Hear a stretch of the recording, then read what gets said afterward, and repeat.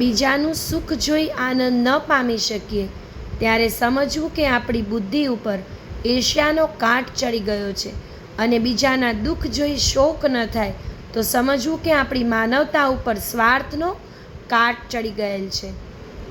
સુખમાં ભાગ લેવા તો સૌ કોઈ આવશે, પણ દુઃખમાં ભાગ લેવા 2 દીકરીઓ જ આવશે. એક આપણી દીકરી અને બીજી આપણા સસરાની દીકરી. સુખ અને આનંદમાં ભેદ છે. ધન દોલતથી જે મળે તે સુખ છે, સંતોષથી જે મળે તે આનંદ છે. સુખી વ્યક્તિ આનંદમાં ન હોય એવું પણ બને, પણ આનંદી વ્યક્તિ તો સુખી હોય છે. સૌને સુખ આપવાની તો આપણી તાકાત નથી, પણ કોઈને દુઃખ ન આપવું એ તો આપણા હાથની વાત છે ને. લોકોના મોં બંધ કરવા કરતાં આપણા કાન બંધ કરી લેવા સારા.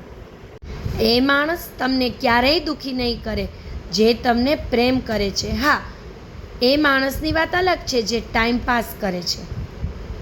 સુખ દુઃખના સરનામા ન હોય. અહીં તો આપણા મળે એ સુખ અને છૂટા પડે એ દુઃખ. લાગણીઓ સચવાય એ સુખ અને દુભાય એ દુઃખ. સુખ પૈસા આધારિત નથી હોતું.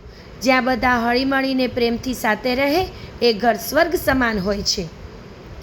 સુખ વેચો પ્રસાદની જેમ અને સુખ કમાવો રાજાની જેમ. મનુષ્ય અવતાર એ જ મોટું સુખ છે.